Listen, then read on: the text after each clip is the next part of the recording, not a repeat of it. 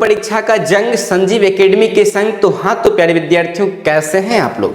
उम्मीद करता हूँ बहुत ही अच्छे से होंगे और अपनी परीक्षा की प्रिपरेशन भी बहुत ही बेहतरीन तरीका से कर रहे होंगे।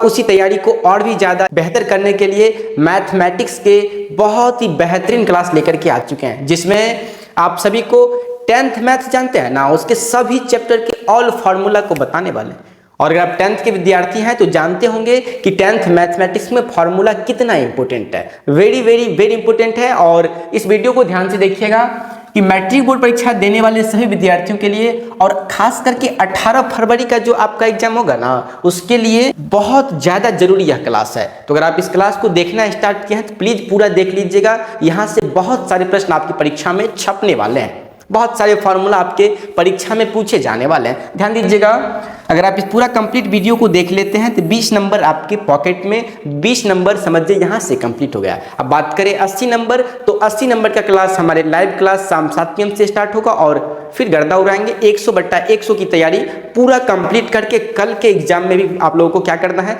एकदम बेहतरीन तरीका से गर्दा उड़ा देना है। का यह वीडियो आप सभी के लिए बहुत ज्यादा इंपॉर्टेंट है। ध्यान देना है सभी लोगों को कि चैप्टर 1 से लेकर के 15 तक के सभी चैप्टर्स के, क्लास 10th मैथ के चैप्टर 1 से लेकर के 15 तक के सभी चैप्टर्स के ऑल वीवीआई फार्मूला आज के इस क्लास में बताने वाले हैं। और इस कंप्लीट क्लास को देखने के बाद आपका 20 नंबर का तैयारी हो जाएगा। आज के इस बेहतरीन सेशन को स्टार्ट किया जाए। और हाँ, अगर आप इस चैनल पर नए हैं तो आप सभी से रिक्वेस्ट है कि हमारे इस चैनल को सब्सक्राइब जरूर कर लीजिए। मैथ्स के फार्मूला को पढ़ना आप सभी को बहुत ज़्यादा जरूरी है, इसलिए आप लोग इस वीडियो को पूरा अंत तक जरूर देखिएगा। कल बेहतर करना है तो इस सभी फार्मूला को आपको बेहतर तरीका से पढ़ना पड़ेगा और बहुत ही कम समय में इसको कवर कर पाइए। बहुत ही इसको बनाने में आपको बहुत ज्यादा हेल्प होगी और बहुत अच्छे तरीके से बना सकते हैं। चैप्टर 1 जिसका नाम है वास्तविक संख्या, तो उसका सभी फार्मूला को एकदम बेहतरीन तरीका से बहुत ही कम समय में देखेंगे। ध्यान दीजिएगा, यूक्लिड विभाजन एल्गोरिथम प्रयुक्त होता है a बराबर में bq प्लस में r।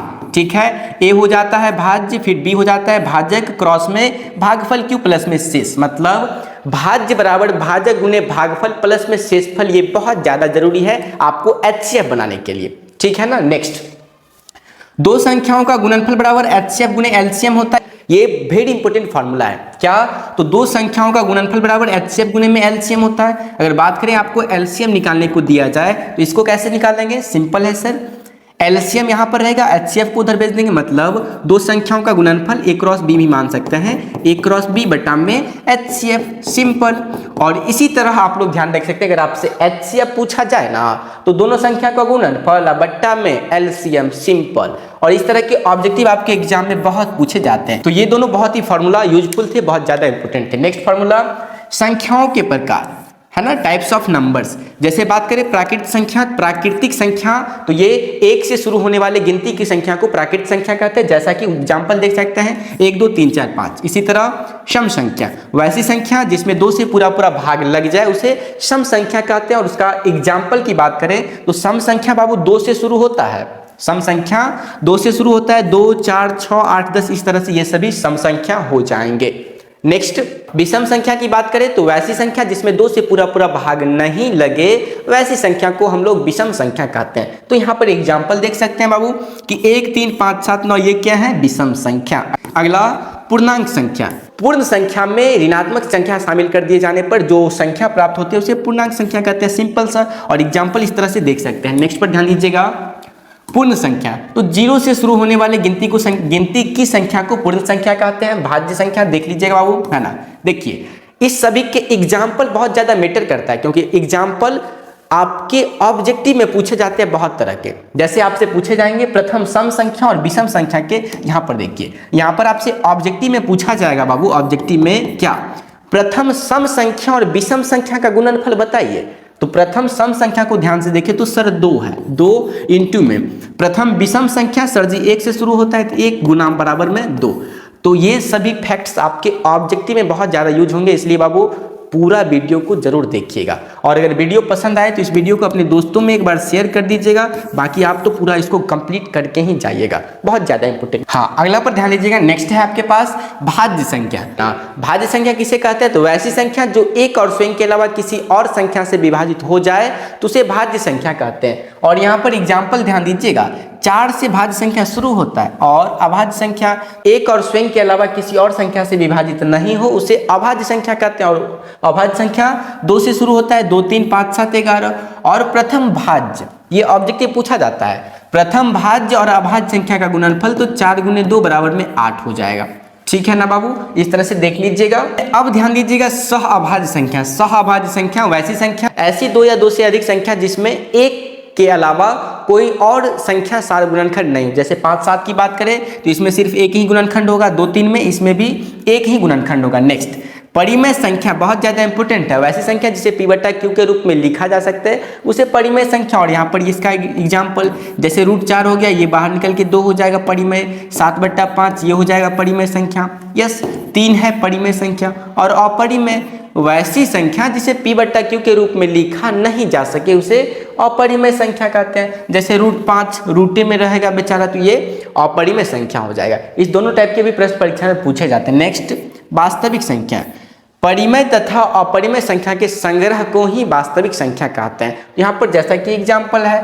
और अवास्तविक संख्या की बात करें तो रूट अंडर में जैसे माइनस आ गया तो ये क्या हो जाएगा, अवास्तविक। ठीक है, रूट में 4 है तो ये हो जाएगा वास्तविक संख्या। और जब आपसे पूछा जाए ये परिमेय है या अपरिमेय, तब ध्यान से देखिएगा कि √4 सर जी रूट से बाहर निकलेगा तो ये 2 हो जाएगा, 2 परिमेय हो जाएगा। सिंपल है, सभी को देखना है अच्छे से। हर एक फॉर्मूला आज के इस वीडियो में इंपॉर्टेंट है तो थोड़ा समय देकर के आप सभी को कंप्लीट जरूर कर लीजिएगा। चैप्टर 2 का बहुत ही वीवीआई फॉर्मूला है आपके सामने बहुपद चैप्टर का।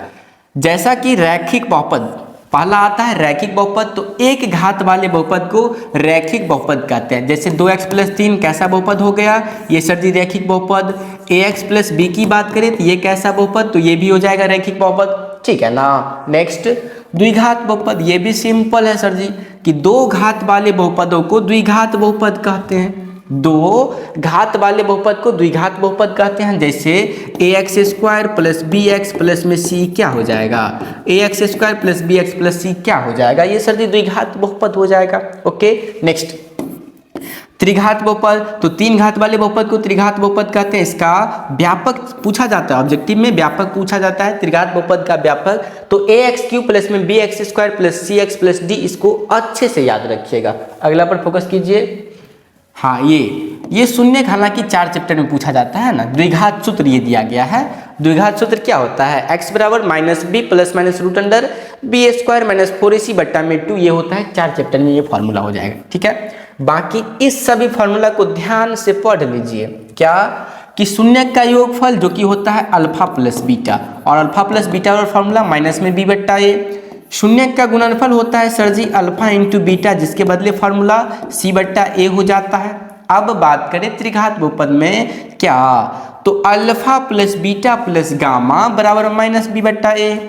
Alpha beta + beta gamma plus में गामा अल्फा बराबर में c/a। अब बात करें अल्फा × बीटा × गामा जो कि होता है -d/a। ये तो फॉर्मूला यूजफुल थे ही। और द्विघात बहुपद निकालें या त्रिघात बहुपद निकालें, इसका भी फॉर्मूला देख लीजिए, बहुत ज्यादा वीवीआई है। क्या, तो द्विघात बहुपद निकालने का फॉर्मूला सर होता है x² - में अल्फा + बीटा इंटू में x प्लस में अल्फा × बीटा। सभी फॉर्मूला को देख लीजिएगा, वो बहुत ज्यादा इंपॉर्टेंट है। नेक्स्ट, इस तरह से आपको सीरियल वाइज और हर एक वीवीआई फॉर्मूला शायद ही आपको कहीं पर मिलेगा। ठीक है, ये आपके पास बेस्ट ऑप्शन है, इसको जरूर कंप्लीट कर लीजिए। इसी तरह त्रिघात बहुपद निकालने का फॉर्मूला x³ - में alpha beta plus gamma into में x², फिर प्लस में अल्फा बीटा प्लस में बीटा गामा प्लस में गामा अल्फा इंटू में x माइनस में अल्फा बीटा गामा होता है। इसको रट लेना है बाबू, पूछा जाएगा परीक्षा में। नेक्स्ट, अब हम लोग आ चुके हैं 2 चर वाले रैखिक समीकरण में। इस तालिका से बहुत सारे ऑब्जेक्टिव आपके एग्जाम में रहेंगे, ध्यान दीजिएगा। जब किसी 2 चर वाले रैखिक समीकरण का रूप a1/a2 not equal to b1/b2 के रूप का होगा तो उसमें ग्राफीय निरूपण मतलब रेखा किस प्रकार की, तो प्रतिच्छेदी रेखा। आज जब प्रतिच्छेदी रेखा होगा तो इसका कौन सा हल हो जाएगा, केवल और केवल एक हल मतलब अद्वितीय हल। अच्छी बात है, याद कर लीजिएगा। नेक्स्ट, जब तीनों बराबर हो मतलब a1/a2 बराबर में b1/b2 अब बराबर में c1/c2 हो, तब रेखा किस प्रकार की बनेगी, तो सर रेखा संपाती बनेगा। ओके। और उस समीकरण का हल तो अपरिमित रूप से अनेक हल होगा। a1 बट्टा a2 बराबर b1 बट्टा b2 बराबर में c1 बट्टा c2, संपाती रेखा और हल अपरिमित रूप से अनेक हल मतलब अनंत हल। और बात करें ये तीसरा नंबर मतलब a1 बट्टा a2 बराबर में b1 बट्टा b2 और नॉट इक्वल टू c1 बट्टा c2, तब वैसे स्थिति में रेखाएं समांतर हो जाएगा और उस समीकरण का और उस दो चर वाला रैखिक समीकरण का क्या कोई हल नहीं होगा, कोई हल नहीं होगा।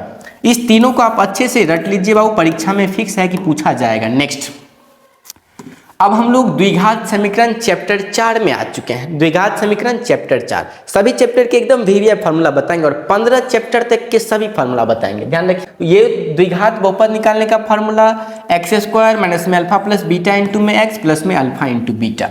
अब ये बहुत ज़्यादा वीवीआई है कि जहाँ डी विवेचक, विविक्तर या फिर डिस्क्राइमिनेंट, डी बराबर क्या होता है सर जी, बी स्क्वायर माइनस 4ac, ये आपसे विवेचक निकालने वाले फॉर्मूला में पूछे जाएंगे। और बात करें इस फॉर्मूला को किस नाम से जाना जाता है, इस फॉर्मूला को श्रीधरोच्चार्य विधि कहते हैं। इस विधि को क्या कहते हैं, श्रीधरोच्चार्य विधि। ये ऑब्जेक्टिव में पूछा जा सकता है। बाकी यहाँ पर ध्यान दीजिएगा, नेचर ऑफ रूट्स मतलब मूलों की प्रकृति किस प्रकार, जब b square minus 4ac greater than मतलब बी स्क्वायर माइनस 4ac का मान 0 से बड़ा होगा तब मूल वास्तविक और असमान हो जाएंगे। जब बी स्क्वायर माइनस 4ac का मान 0 से बड़ा होगा, ये हो जाएगा बड़ा, तब मूल वास्तविक और असमान होगा।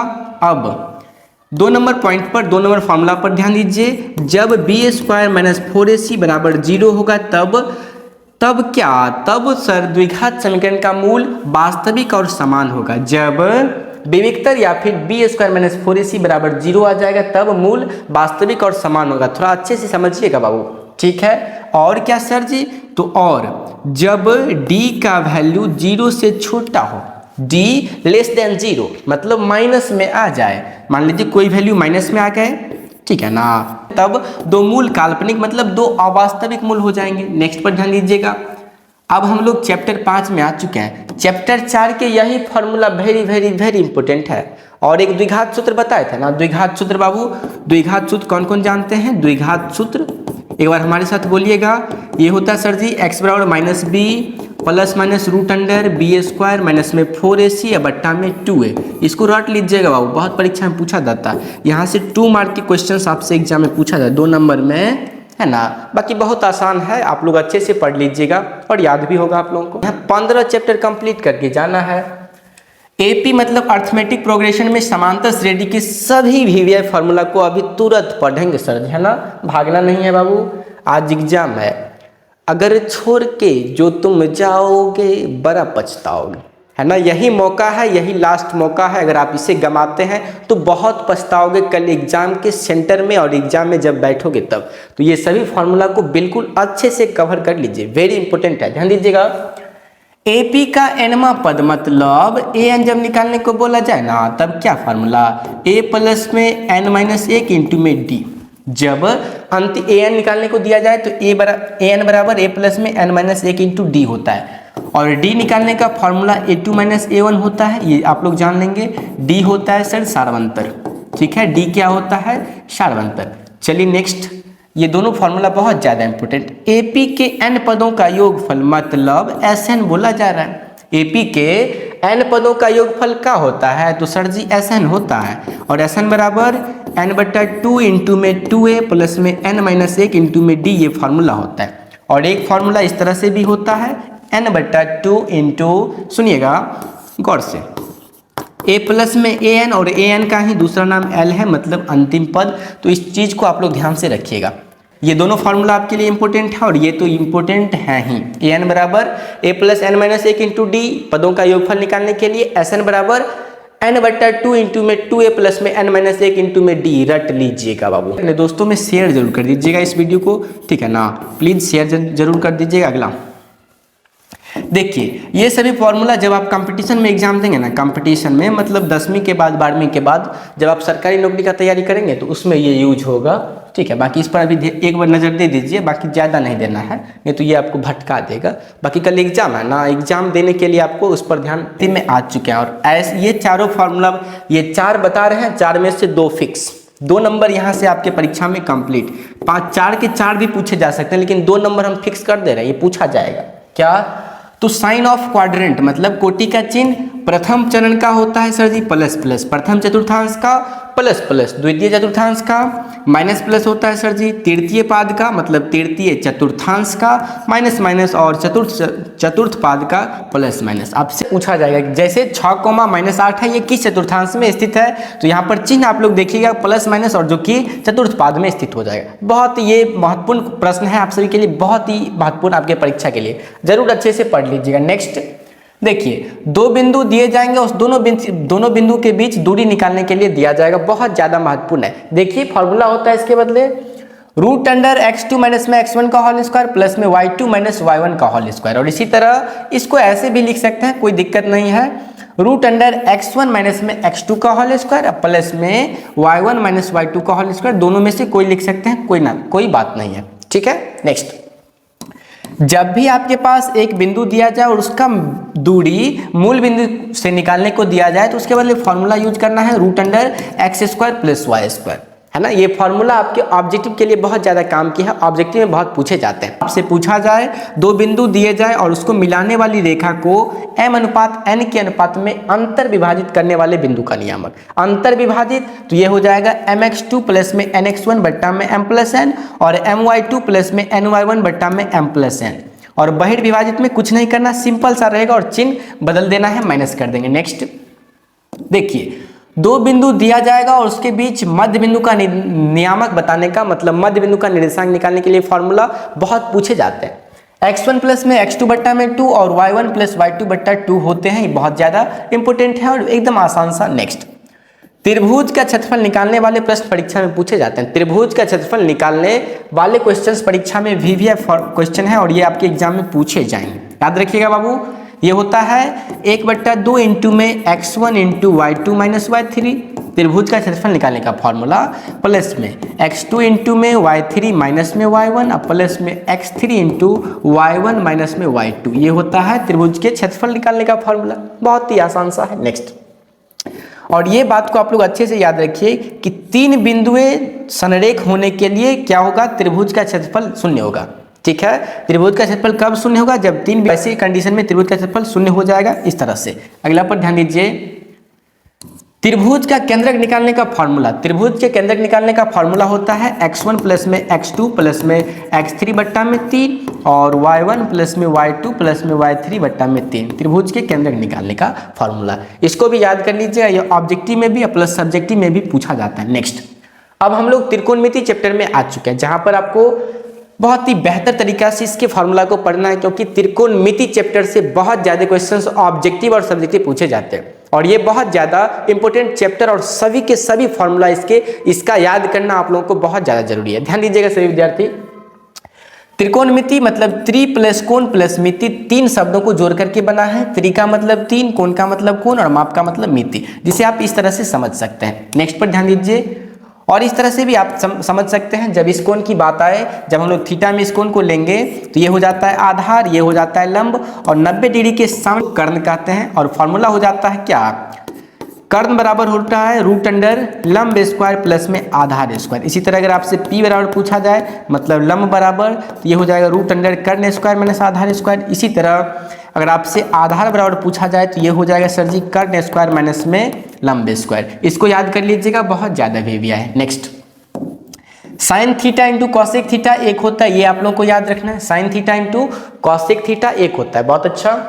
फिर साइन थीटा बराबर 1 कॉसेक थीटा, कॉसेक थीटा बराबर 1 साइन थीटा होता है। इसी तरह कॉस थीटा इंटू में सेक थीटा के बदले भी 1 होता है ना। फॉर्मूला से भी आप लोग समझ सकते हैं इस तरह से कि कॉस थीटा बराबर b/h और सेक थीटा बराबर h/b, तो ये कॉस ये सभी कट के बच जाएगा 1, तो ये हो जाएगा 1, ओके। फिर कॉस थीटा बराबर बात करें तो कॉस थीटा बराबर होता है 1 सेक थीटा, सेक थीटा बराबर होता है 1 कॉस थीटा, याद रखना है बाबू। Next, tan theta into cot theta के बदले भी फॉर्मूला 1 होता है ना। Tan theta into cot theta बहुत ज्यादा यूजफुल है। अगर बात करें टेन को कॉट में बदलना रहे तो इसको लिख सकते हैं 1 कॉट थीटा, ठीक है, और कॉट को टेन में बदलना रहे तो इसको लिख सकते हैं 1 टेन थीटा। और 2 फॉर्मूला यहाँ पर छूट रहा है, टेन थीटा और फॉर्मूला होता है साइन थीटा बट्टा कॉस थीटा। कौन कौन को विद्यार्थी जी याद किए हैं, और कॉट थीटा बराबर होता है कॉस थीटा बटा में साइन थीटा। ये दोनों फार्मूला भी इंपॉर्टेंट है, बात महत्वपूर्ण ये फार्मूला है, ठीक है ना। क्या तो साइन स्क्वायर थीटा प्लस में कॉस स्क्वायर थीटा, इसके बदले भी फार्मूला एक ही होता है सर जी, जिसको आप इस स्टेप के माध्यम से भी समझ सकते हैं। बाकी आप लोग को वीडियो अच्छा लग रहा हो तो प्लीज़ इस वीडियो को अपने सभी दोस्तों में शेयर कर दीजिएगा, क्योंकि आज का यह वीडियो आपके सभी विद्यार्थी के लिए बहुत ज़्यादा जरूरी है, आपके सभी दोस्तों के लिए बहुत ज़्यादा जरूरी है। इस वीडियो का लिंक अपने दोस्तों में भी शेयर कर दीजिए, ठीक है। सेक स्क्वायर थीटा माइनस में टेन स्क्वायर थीटा के बदले एक होता है, सेक स्क्वायर थीटा बराबर sec square theta minus tan square theta एक। बहुत अच्छा। सेक स्क्वायर थीटा बराबर एक प्लस टेन स्क्वायर थीटा हो जाएगा। सेक थीटा बराबर रूट अंडर एक प्लस टेन स्क्वायर थीटा। इसी तरह बाबू टेन स्क्वायर थीटा बराबर सेक स्क्वायर थीटा माइनस एक सर, फिर टेन थीटा बराबर root under sec square theta minus एक। बहुत ही सिंपल सा है सर। और कॉसेक स्क्वायर थीटा देख सकते हैं, एक फार्मूला से अनेकों फार्मूला बन जा रहे हैं, ठीक है। तो आपको स्टेप बहुत ही अच्छे से ध्यान रखना है। Cosec square theta minus cot square theta ये भी एक होता है। अगला पर ध्यान दीजिए, sine square theta plus cos square theta एक होता है। अगर आपसे पूछे बाबू साइन स्क्वायर थीटा बराबर ये हो जाएगा एक minus cos square theta, cos square theta बराबर तो ये एक minus sine square theta, sine theta बराबर तो रूट अंडर एक माइनस कॉस स्क्वायर थीटा। इसी तरह बाबू कॉस थीटा बराबर रूट अंडर एक minus sine square theta, cos theta बराबर रूट अंडर एक माइनस साइन स्क्वायर थीटा। अगला पर ध्यान दीजिए, cosec square theta minus cot square theta का बदले भी फॉर्मूला एक होता है। Cosec square theta minus cot square theta बराबर भी एक, ठीक है। तो कॉसेक स्क्वायर थीटा बराबर एक प्लस कॉट स्क्वायर थीटा होता है। कॉसेक थीटा बराबर रूट अंडर एक प्लस कॉट स्क्वायर थीटा। इसी तरह अगर आपसे पूछें कि कॉट स्क्वायर थीटा बराबर बताइए ना, ये हो जाएगा सर जी कॉसेक स्क्वायर थीटा माइनस एक, कॉट स्क्वायर थीटा बराबर कॉसेक स्क्वायर थीटा माइनस एक। बहुत अच्छा। नेक्स्ट, तो स्क्वायर है, स्क्वायर बराबर के उस साइड जाएगा तो ये हो जाएगा root under cosec square theta minus एक कॉट थीटा बराबर। इसको भी याद कर लीजिएगा। नेक्स्ट पर फोकस कीजिए। हाँ, ये तो आपके एग्जाम के लिए एम भी है बाबू, बहुत ज्यादा महत्वपूर्ण। इस टाइप के प्रश्न परीक्षा में बहुत पूछे जाते हैं, तो ध्यान से देख लीजिए को कि sine 90 degree minus theta cos theta होता है sir ji, cos 90 degree minus theta ये साइन थीटा होता है, टेन 90 डिग्री माइनस थीटा ये कॉट थीटा होता है, कॉट 90 डिग्री माइनस थीटा ये सर टेन थीटा होता है, और सेक 90 डिग्री माइनस थीटा ये कॉसेक थीटा होता है, और कॉसेक 90 डिग्री माइनस थीटा ये सेक थीटा होता है। इसको हर हाल में बाबू अच्छे से याद कर लीजिए, बहुत ज़्यादा इंपॉर्टेंट है ना। कॉसेक 90 डिग्री माइनस थीटा ये सेक थीटा होता है। अगला पर ध्यान दीजिए। हाँ, इस मान सारणी को आप लोगों को बहुत ही अच्छे से याद कर लेना है और ये बहुत ज़्यादा महत्वपूर्ण है, तो इसका आप लोग स्क्रीनशॉट भी ले सकते हैं और अच्छे से याद कर लीजिएगा। जैसा कि एक देख सकते हैं, साइन 0 डिग्री में 0 होता है, साइन 1 बट्टा रूट 2, साइन 60 डिग्री रूट 3 बट्टा 2, और साइन 90 डिग्री 1 होता है। देखिए एक को याद किए आपको 4 याद हो जाएगा। साइन का याद किए, कॉस एक जस्ट इसका उल्टा होता है, और कॉस का तो साइन 90 डिग्री 1 तो कॉस 0 डिग्री 1 हो जाएगा। साइन 60 डिग्री रूट 3 बट्टा 2 तो कॉस 30 डिग्री रूट 3 बट्टा 2 है ना, सीधा ही कोना कोनी संपर्क है इससे। ओके, कॉस 45 और साइन 45 दोनों का वैल्यू बराबर होता है, 1 बट्टा रूट 2 ही होता है, 1 बट्टा रूट 2। बहुत सिंपल है, ओके ना। और साइन 30 डिग्री कॉस 60 डिग्री का मान हो जाएगा 1 बट्टा 2, और साइन 0 कॉस 90, सिंपल। तो टेन 0 डिग्री 0 होता है, टेन 30 डिग्री 1 बट्टा रूट 3 होता है, टेन 45 1, और टेन 60 डिग्री रूट 3, और टेन 90 डिग्री सर जी अपरिभाषित होता है। प्लीज आप लोग इसको जरूर याद कर लीजिएगा, परीक्षा में बहुत। क्षेत्रफल और आयतन वाले चैप्टर में आ चुके हैं, जिसके सभी फॉर्मूला को जानेंगे, चाहे पृष्ठीय क्षेत्रफल हो जाए, चाहे वक्र पृष्ठ क्षेत्रफल हो जाए, चाहे आयतन, हर एक फॉर्मूला को जानेंगे। तो आप लोग वीडियो में बने रहिएगा। कि घन का पृष्ठीय क्षेत्रफल 6a² होता है, घन का पृष्ठीय क्षेत्रफल 6a²। घनाभ का पृष्ठीय क्षेत्रफल 2 × LB प्लस में BH प्लस HL, बहुत ज्यादा इंपॉर्टेंट है।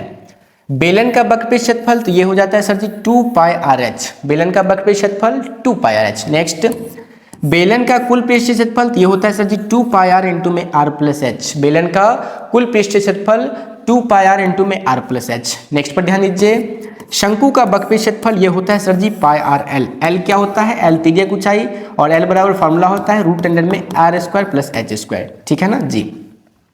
नेक्स्ट, शंकु का कुल पृष्ठीय क्षेत्रफल कितना होता है, शंकु का कुल पृष्ठीय क्षेत्रफल होता है सर πr × में l प्लस r। शंकु का कुल पृष्ठीय क्षेत्रफल आप लोग को ये याद रखना है πr × में l प्लस r, ध्यान दीजिएगा। नेक्स्ट, गोला का पृष्ठीय क्षेत्रफल, गोला का पृष्ठीय क्षेत्रफल ये होता है 4πr², गोला का पृष्ठीय क्षेत्रफल 4πr², बहुत ज्यादा इंपॉर्टेंट है। नेक्स्ट, अर्धगोला का, नेक्स्ट अर्धगोला का कुल पृष्ठीय क्षेत्रफल की बात करें तो ये हो जाता है 3 पाई आर स्क्वायर। कितना हो जाता है?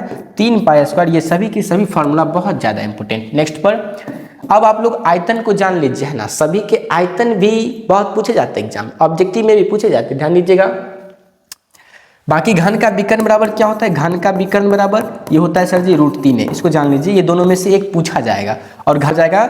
घनाभ का विकर्ण बराबर क्या होता है बाबू? ये होता है सर जी √L² प्लस में B² प्लस में H²। सभी को आप ये दोनों को तो हर हाल में याद कर लीजिए, पूछा जाएगा 1 से 2 ऑब्जेक्टिव इस तरह से। नेक्स्ट, घन का आयतन सर जी AQ होता है, बेलन का आयतन πr²H, गोला का आयतन तो 4/3 πr³ होता है। इसी तरह बाबू घनाभ का आयतन L × B × H होता है।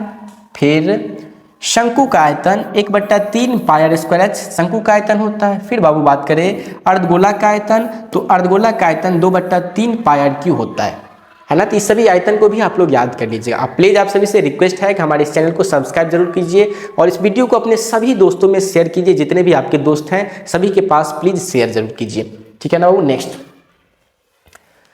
त्रिज्यखंड एवं वृत्तखंड का क्षेत्रफल जानेंगे। त्रिज्यखंड एवं वृत्तखंड का क्षेत्रफल निकालने वाले भी फॉर्मूला आपसे पूछे जाते हैं, एग्जाम में क्वेश्चंस आते हैं। तो त्रिज्यखंड का क्षेत्रफल क्या होता है? तो θ/360 × πr²। θ/360 डिग्री गुने में πr²। आप लोग इस तरह से पढ़े होंगे, इसी तरह से पढ़िए ना। थीटा क्या है? तो थीटा सर जी त्रिज्यखंड का कोण है। थीटा त्रिज्यखंड का कोण, ठीक है ना। त्रिज्यखंड का क्षेत्रफल ये हो गया। अब चाप की लंबाई क्या होता है? चाप की लंबाई कितना होता है बाबू? चाप की लंबाई, तो चाप की लंबाई बराबर होता है θ/360 डिग्री इंटू में 2πr। चाप की लंबाई ये हो जाता है, इसको आप लोग याद रखिएगा, ठीक है ना। यस। नेक्स्ट, हाँ इसको तो बहुत ज़्यादा अच्छे से याद रखिएगा क्योंकि ये बहुत ही पूछे जाते हैं आपके एग्जाम में। क्या वर्ग चिन्ह निकालने के लिए क्या हो जाता है फॉर्मूला? उच्च सीमा प्लस में निम्न सीमा दोनों को जोड़ दीजिए, उसमें 2 से भाग लगा दीजिए, सिंपल सा। जैसे मान लीजिए ना आपके पास एक वर्ग अंतराल है 10 से 20, ठीक है। इसका आपको वर्ग चिन्ह निकालना है तो दोनों को जोड़ देंगे सर जी, 10 + 20 और 2 से भाग लगा दीजिए, 30/2 जो कि हो जाएगा 15। एकदम सिंपल है, इसको याद कर लीजिएगा। नेक्स्ट पर ध्यान दीजिए, माध्यिका निकालने के लिए मतलब माध्यक निकालने के लिए फॉर्मूला क्या होता है? माध्यक निकालने के लिए फॉर्मूला क्या होता है? तो ये होता है सर जी m = L प्लस में n/2 माइनस में CF बटा में F गुने में H। ये आपके MVBA क्वेश्चन है, वो माध्यक निकालने वाले क्वेश्चन आपके एग्जाम में पूछेगा। L प्लस में n/2 माइनस में CF बटा में F क्रॉस H। L क्या होता है? तो L होता है सर जी माध्यक वर्ग की निम्न सीमा। L क्या होता है? माध्यक वर्ग की निम्न सीमा। N क्या होता है? तो प्रेक्षणों की संख्या। n क्या होता है? प्रेक्षणों की संख्या, मतलब टोटल कितने प्रेक्षण है। CF, तो CF तो आप सभी को पता है संचयी बारंबारता, मतलब माध्यक वर्ग से ठीक पहले वाले वर्ग की संचयी बारंबारता CF होता है, ठीक है। F हो जाता है माध्यक वर्ग की बारंबारता और H हो जाता है वर्गमाप, ठीक है ना। H क्या हो जाता है? वर्गमाप। सीख लीजिएगा, ये प्रश्न आपके एग्जाम में पूछा जाएगा। माध्यक और बहुलक में से एक प्रश्न आपके 5 मार्क में पूछे जाएंगे, 5 नंबर में। अच्छे से पढ़ लीजिएगा बाबू। बहुलक बराबर फॉर्मूला होता है L प्लस में F1 माइनस F0 बटा में 2F1 माइनस में F0 माइनस F2 क्रॉस में H। ये होता है बहुलक निकालने का फॉर्मूला, जिसको आपको अच्छे से याद कर लेना है। ध्यान दीजिएगा, L हो जाता है बहुलक वर्ग की निम्न सीमा है और H वर्ग अंतराल की माप। L क्या है? बहुलक वर्ग की निम्न सीमा और H क्या है? ये तो वर्ग अंतराल की माप है सर। अब देखिए ना, प्रायिकता के सब फार्मूला को जान लीजिए। प्रायिकता के ये सभी फार्मूला बहुत ज़्यादा इंपॉर्टेंट है। ये अगर आप इस फार्मूला को देख लेते हैं, समझिए 5 नंबर आपका कंप्लीट हो जाएगा। 5 नंबर इतना ही फार्मूला से।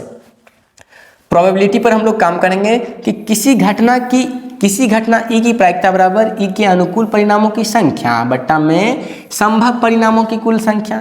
तो उसको उतना बड़ा लिखना नहीं है, आपको समझने के लिए वो लिखा गया है।